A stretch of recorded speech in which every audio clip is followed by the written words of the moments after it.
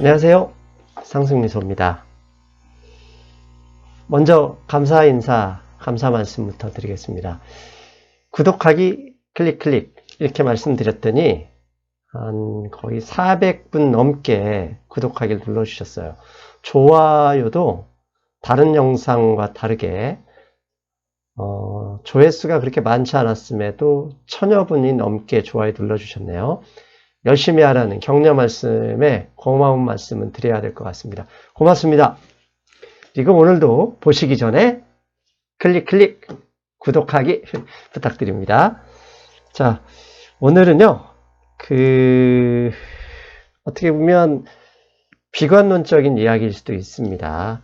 최근에 페이스북이나 그다음에 몇몇 지인을 통해서 국내 1, 2위를 다투는 대형 증권사가 그 지점장단의 회의를 했답니다. 그런데 이게 상당히 비밀스러운 내용들이 많습니다. 그래서 해당 증권사의 대표가 전국에 있는 지점장들을 거의 컨퍼런스콜 형태로 해서 국내 증시 경제 상황을 진단을 했고, 그 다음에 어떻게 대응해야 될지에 대해서 지시 겸 권고를 했다고 합니다. 처음에는 이게 그냥 찌라시 내용인 줄 알았습니다. 근데 제 지인들을 통해서 몇 군데 확인해 보니까 찌라시는 아니었고요.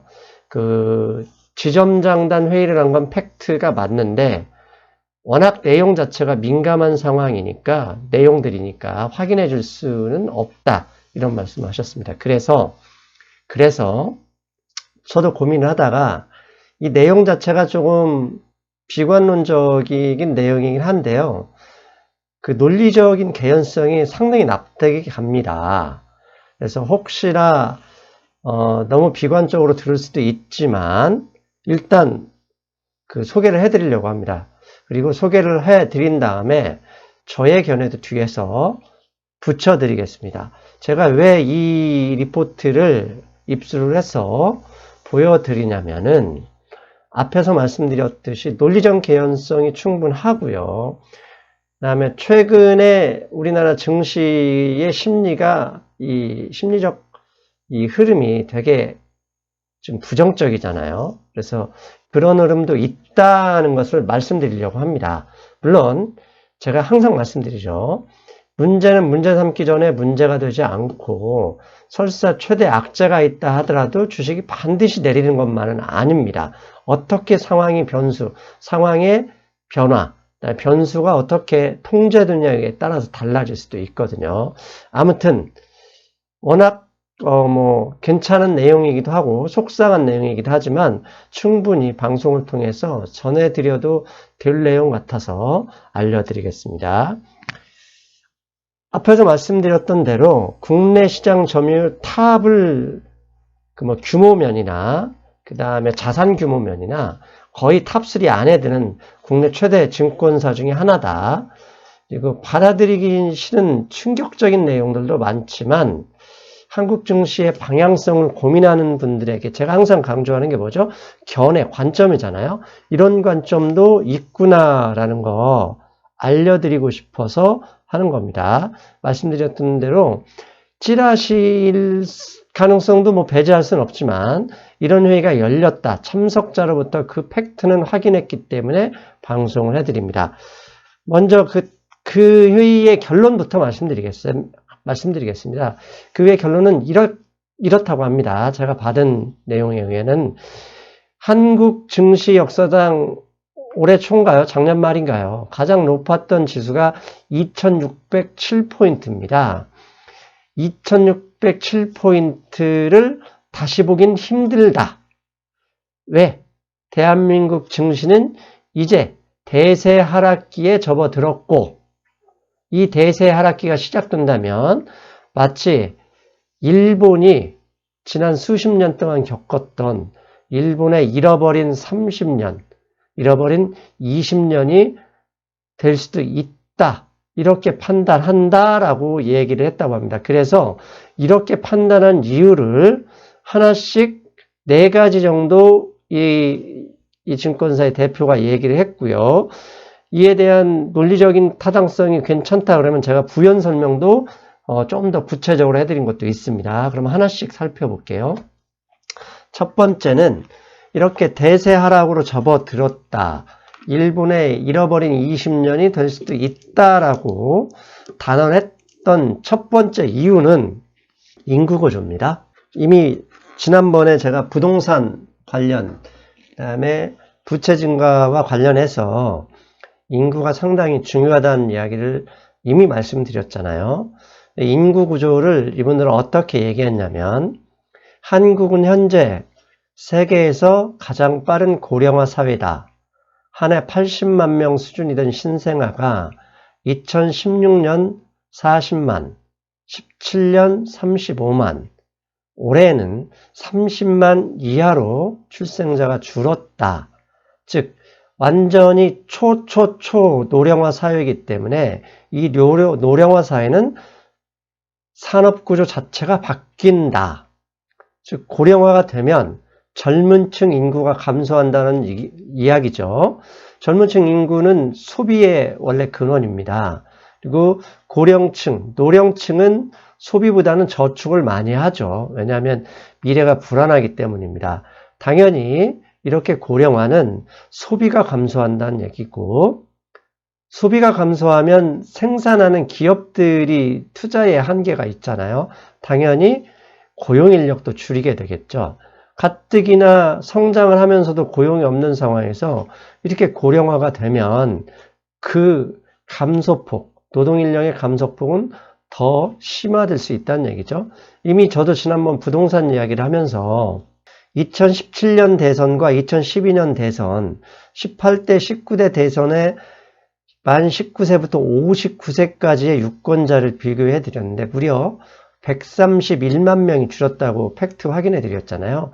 이 부분에 대한 이야기는 일단 논리적 개연성을 인정합니다. 자, 이 두 번째 이유를 들었던 건 글로벌 정치 지역, 즉 신자유주의가 끝났다. 이런 얘기를 했습니다. 사실 이분이 얘기하는 신자유주의와 이 내용은 사실 맞지 않습니다. 신자유주의라는 얘기는 사실 이 자본이 거의 모든 것을 뭐라고 하죠? 독점한다고 해야 되냐? 자본 수익주의로 보셔도 크게 문제는 없는데 이게 변화되지는 않았습니다. 다만 여기 이 증권사 대표 임원이 하셨던 의미는 중국과 관련이 있었습니다. 뭐냐면 미중 무역 분쟁, 이건 뭐 여러분들이 제 강의뿐만 아니라 다양한 견해를 들으셨기 때문에 더 잘 하실 수 있습니다. 아무튼 미중 양국의 무역 분쟁으로 인해 보호무역주의가 시작이 됐고, 제 방송에서도 이미 한번 언급을 했죠. 신냉전이 우려된다. 즉 미국과 중국, 러시아의 연합전선, 이 부분 때문에 러시아와 미국이 이미 핵 조약을 파기를 했고 또 이란과는 핵협상 자체도 무효로 시켜버렸잖아요. 이런 미국의 일방주의가 신냉전주의로 흐르고 있다.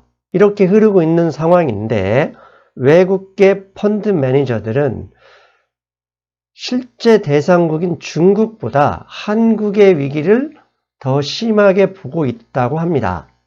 왜냐하면 중국은요 금융시장이 개방되어 있는 것 같지만 외환 자유화가 일어나지 않고 있습니다. 그래서 실제로 외국 자본이 들어가서 한국처럼 마음대로 휘저을 수가 없는 거거든요. 그러니까 중국 자체보다 중국의 무역 의존도, GDP 의존도가 한국이 24% 정도 되거든요. 이런 한국이 더 크게 영향을 받을 수도 있다. 그런 의미입니다. 즉 중국을 수출하는 한국이 중국의 지금 무역이 전체 수출액이 26.7%인데요. 이 26%의 대부분이 부품이나 중간재입니다. 즉 중국을 거쳐서 완성품이 미국으로 넘어가는 이 중간의 무역 단계가 최근 미국의 그 대중국 관세 조치를 인해서 많이 어려워진 거죠. 중국에서 수출이 줄어들면 한국 무역도, 한국 수출도 당연히 줄어들 수밖에 없고요. 중국이 최근 내수를 부양하기 위해서 다양한 조치를 준비 중인데 안타깝게도 한국의 내수제가 중국에 진출하는 것들이 그렇게 많지 않습니다. 설사 있겠죠. 뭐 새우깡이니 오리온 초코파이니 있겠지만 시장 점유율이 너무나 낮기 때문에 이런 뭐라 그러죠? 의견이 나온 것 같습니다. 아무튼 한국 주식을 매도한 상황이 10월의 경우 IMF에 구제금융을 신청한 아르헨티나보다도 많이 빠졌다고 합니다. 그래서 이런 것까지 얘기하는데 이건 사실 이 비유에 꼭 맞는 것인지는 모르겠습니다. 아무튼 IMF 아르헨티나보다 많이 빠진 것은 팩트이기 때문에 그대로 전달했습니다. 밑에 그림에 보시면 이건 제가 첨부한 건데요. 실제로 한국의 무역 의존도의 거의 4분의 1이 중국에 있고요. 이 중국의 대중국 수출은 중국 수출 자체가 상관관계가 철저히 높습니다. 오른쪽 그림에 보시면 중국 수출이 늘어나는 것과 한국이 대중 수출이 철저하게 연관되어 있다는 그 그림을 볼 수 있는데 지금 현재 최근에 중국의 수출 자체가 이제 미국 무역 분쟁, 관세 문쟁 때문에 많이 이렇게 주춤하고 있거나 줄어들고 있다고 하잖아요. 그런 것 때문에도 한국 주식시장을 더 위험하게 본다라는 게 그분의 의견이었습니다. 세 번째는 그분이 예를 든 건 기업 경쟁력 저하입니다. 이건 뭐 여러분도 동의하고 저도 동의하죠. 최근에 한국에는 반도체 기업을 빼고는 특히 현대자동차 등 대형 기업들이 수익성이 악화되고 있는 것은 이미 알고 계시잖아요.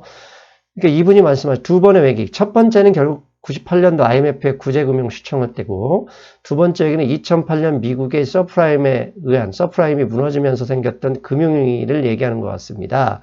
즉 두 번의 위기 때는 기업들이 여러 분야의 국제 경쟁력을 갖추고 있었고 그렇죠. 10년 전에는 이미 조선, 그 다음에 뭐 중화학 이런 부분들이 경쟁력이 있었으나 현재는 10년 동안 기업들이 준비를 못한 것일 수도 있고 아니면 다른 나라 기업들이 더 많이 발전할 수도 있지만 반도체 하나밖에 남지 않았다.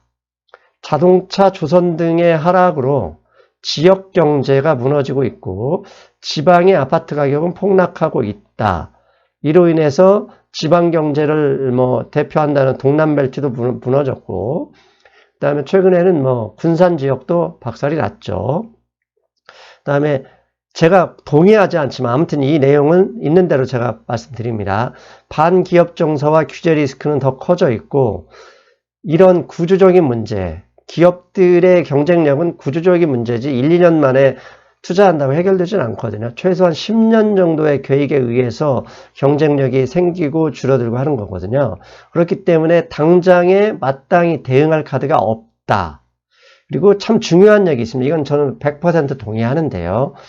금리 인상 시기를 놓쳐서 미국이 이미 2015년 말부터 금리를 인하를 했고 2014년 하반기부터는 양적 완화를 중단했는데도 불구하고 한국은 불과 1, 2년 전까지 그 박근혜 정부가 있는 기간 내내 지속적으로 금리를 인하를 했잖아요.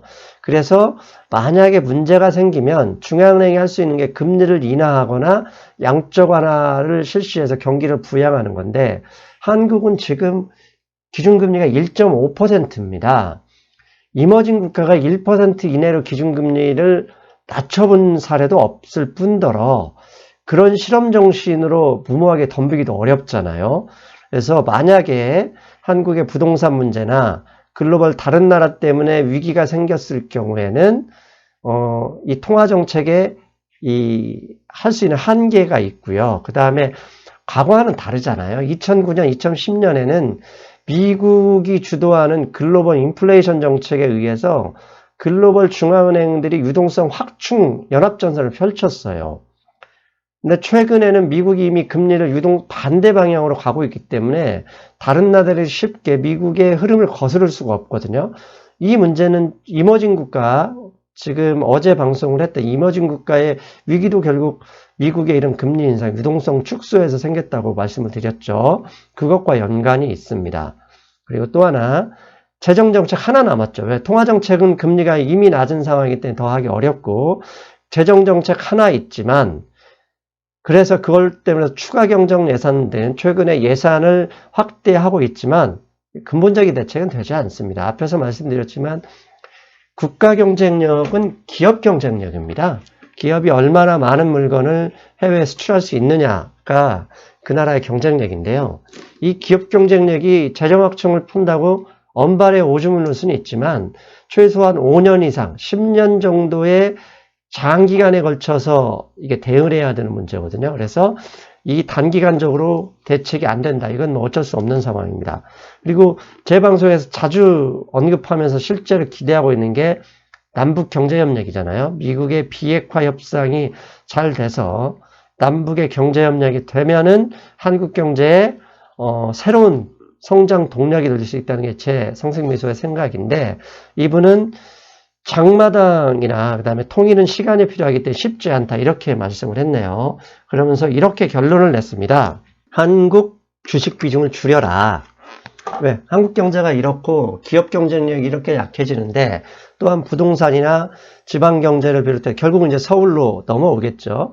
그렇게 되면 주식시장이 좋을 수 없다. 펀더멘털이 나빠지니 한국 주식 비중을 줄여라. 실제로 내년 2019년은 더 안 좋아질 수 있다. 올해 2조 원 수익을 냈던 현대자동차, 자작년이죠. 분기에 2조 원 수익을 냈던 현대자동차가 얼마 전에 발표한 건 3천억 수익밖에 안 냈잖아요. 그래서 이런 걸 감안할 때 내년에는 더 큰 위기 올 가능성이 높다. 내년에 만약 더 큰 위기가 온다면 결국 부동산 문제겠죠. 그래서 아무튼 해외로 못 나간다면 국내 시장에서는 이분이 뒤에서 뭐 인덱스 위주로, ETF 위주로 투자해라 이런 얘기는 했었고요. 그 다음에 국내에서 만약 주식을 한다면 주변부 주식이 핵심이 될 섹터에 관심을 보여라. 핵심이 될 섹터는 클라우드. 이 클라우드는 지난번 제가 반도체 가격 폭락 가능성 없다라는 동영상 보신 분들은 먼저 아실 겁니다. 못 보신 분들 계시다면 제 동영상 중에서요, 반도체 가격 하락 급락 그런 거 없다. 그래서 클라우드 서비스에 대해서 좀 구체적인 이야기를 해드렸습니다. 그래서 클라우드, 그다음에 전기차 배터리, 핀테크, 헬스케어 관련주 부분을 핵심주로 봤습니다. 자, 이렇게 의견을 내면서 몇 가지 증권사 주식 영업에 대해서 의견을 냈는데 그건 뭐 우리가 알 필요는 없을 것 같아서 뺐습니다.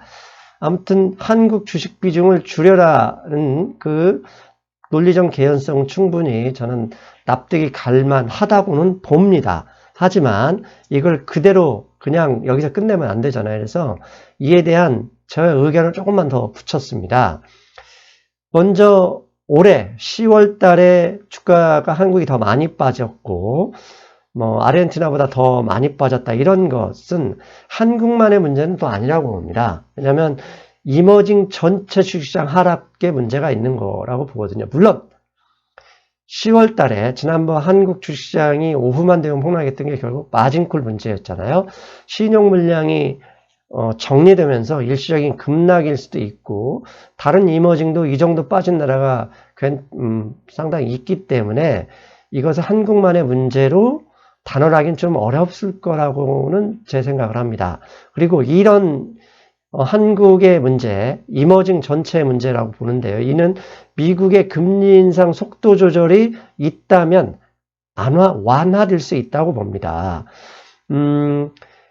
최근에 오늘 저 이머징, 어제입니다. 어제 이머징, 오늘 올라가면 죄송합니다. 이머징 문제에 대한 글에서 창중이님이 댓글로 유가가 많이 빠졌다. 거의 60달러를 하회했는데 그걸 어떻게 보느냐라는 얘기를 했는데 제가 두 가지 말씀드렸습니다. 유가가 빠졌다는 얘기는 세계 글로벌 경제 향후 전망이 안 좋게 보니까 석유가 미리 빠질 수도 있는 거고요. 두 번째는 12월 금리 인상에 이 스마트머니들이 금리 인상을 막기 위한 하나의 방법도 될 수 있다고 봅니다. 왜냐하면 미국의 금리 인상을 이야기하면서 CPI, 즉 소비자 물가 지수를 가장 먼저 내세우거든요. 근데 소비자 물가 지수에서 미국 정부나 연준이 가장 중요하게 보는 게 에너지와 식료품인데, 에너지는 바로 석유 가격이잖아요. 이 가격이 이렇게 빠져버리면 12월 연준 통화위원회 FOMC 열리기 전에 CPI 발표가 있습니다. 그때 11월 CPI가 낮은 수치가 발표가 되면 금리 인상이 의외로 변화될 수도 있을 가능성이 있는 거거든요. 물론 한 달 지나봐야 알겠지만 그런 가능성도 있기 때문에 그 문제는 완화될 가능성도 배제할 수는 없다 이렇게 생각을 하고요. 두 번째, 인구 구조 문제는 뭐 100% 동의합니다. 왜냐하면 인구 문제를 출산율이나 이 문제를 돌리는 것 1, 2년 문제로 해결되지는 않습니다. 최소한 20년, 30년의 장기 과제이기 때문에 그렇고요. 이 문제는 계속 제가 그 시리즈로 발표하고 있는 부동산 문제와도 직접적인 연관이 있죠. 그렇기 때문에 어쩔 수 없이 받아들일 수밖에 없을 것 같습니다. 그다음에 세 번째, 통화정책 대응의 한계는 분명히 완전히 동의합니다. 그래서 통화정책 한계가 좀 더 우리가 여력을 가질 수 있으려면 만약에 진짜 부동산이 문제가 돼서 우리가 경제를 살리기 위해서 금리를 더 인하해야 하거나 이럴 때는 분명히 지금 현재도 낮기 때문에 보폭이 작죠. 작은데 이 보폭 작아도 더 낮출 수 있는 가능성도 있습니다. 어떤데 지금처럼 경상수지 흑자 금액이 이 정도 수준으로 계속 유지될 수만 있다면 설사 우리나라 금리가 낮아서 외자가 유출된다 그래도 그 유출되는 금액보다 들어온 돈이 많으면 되거든요. 그래서 그 미래는 아무도 알 수 없잖아요. 반도체 가격이 저는 떨어지지 않는다고 했는데 어떻게 떨어질지도 모르는 거고 또 다른 변수 때문에 우리가 경상수지가 적자도 날 수 있거든요. 그렇다면 제가 강조하는 거 있지 않습니까? 환율에서 그 답을 찾을 수도 있다. 환율은 원인이 아니라 결과니까. 즉 원달러 환율이 1200원에서 1250원 사이를 혹시 벗어난다면 상향에서 돌파한다면 이분이 얘기한 것처럼 주식시장에서 완전 철수하거나 위험에 철저하게 대비하는 수밖에 없다. 이렇게 말씀드릴 수는 있겠습니다. 네 번째, 중요하죠. 중국 경제 문제. 혹시라도 이번 12월 1일 날 트럼프 대통령의 마음이 바뀌어서 중국과의 무역 분쟁 문제를 좀 속도를 조절하거나 뭐 어차피 방향은 그 방향으로 포기하지는 않을 거라고 보지만 속도를 조절하거나 조금이라도 좀 손잡는 모양새가 나온다면 그나마 한국 경제, 중국의 의존도가 높은 한국 경제는 당연히 호재가 될 수 있습니다. 하지만 그 방향성은 이미 정해졌다고 보고요.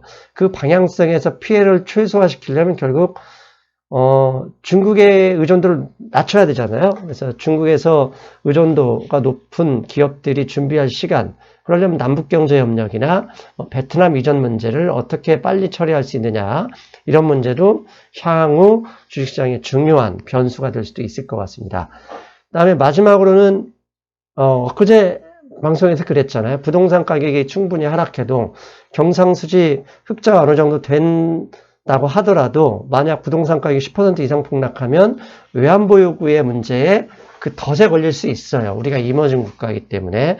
근데 만약에 미국과의 이야기가 잘 돼서 통화 수합을 미국과 직접 체결해서 3천억 달러 이상의 규모가 확보할 수 있다면 우리가 유동성을 확충해서 이런 경기 하강 문제를 대응할 여지는 충분히 있을 수도 있다고 봅니다. 이 문제도 사실 뭐 미래를 알 수 없는 문제이기 때문에 그때 상황을 봐야 할 것입니다. 자, 제가 마지막으로 꼭 드리는 말씀, 이런 얘기를 하면 사람들이 일단 겁을 먹습니다. 저조차도 사실 암울했거든요. 그런데 주식 투자는 악재가 나온다고 반드시 하락하는 건 아니잖아요. 그 악재 속에서도 앞으로 상황이 좋아질 가능성이 있으면 호재도 될 수 있거든요. 근데 제가 앞에서 말씀드렸던 것처럼 이 내용을 보여드리는 것은 이런 관점도 있구나. 그 관점을 하나를 소개하는 것으로 받아들이셨으면 하는 마음입니다. 아무튼 모든 예측은요. 제가 예측 자주 하면서 자주 틀리지만 변수, 예측을 할 때 이러이런 근거, 이러이런 변수, 이런 관점을 봐서 이렇게 본다라고 말씀드리잖아요. 근데 그 관점이나 변수가 바뀌면 예측 자체도 달라집니다. 즉, 이 증권사 대표, 이 높은 분이 얘기를 했으면서 근거를 댄데 이 근거에서 조금 변수가 바뀌면 이분이 말씀하신 결과도 바뀔 수 있다는 점. 그러니까 그래서 제가 이 근거로 이 주장하는 근거를 구체적으로 말씀드린 겁니다. 그거 염두에 두시고요. 그다음에 마지막으로 희망사항이죠. 미중 금리 인상의 변수, 그다음에 부채 한도 철폐 가능성, 북미 관계 및 비핵화 협상의 정도, 미중 무역전쟁의 속도 조절, 이런 것도 분명히 시장의 호재가 될 수도 있습니다. 그러면서, 이렇게 앞에서 말씀드렸던 그 비관론적인 상당히 부정적인 이야기도 충분히 감안하시되, 제가 지금 언급한 이런 호재성 재료도 상황을 지켜보면서 보셔야 되겠죠. 그러면서 여러분도 스스로 잘 대응하셨으면 좋겠습니다. 오늘은 사실 웃을 내용이 아니지만 그래도 열심히 들어주셔서 감사드리고요. 오늘도 역시 끝나면서 부탁드리는 말씀 먼저 아시죠? 댓글 폭탄, 그 다음에 구독 신청, 구독 클릭 부탁드립니다. 여러분, 저는 내일 뵐게요. 안녕.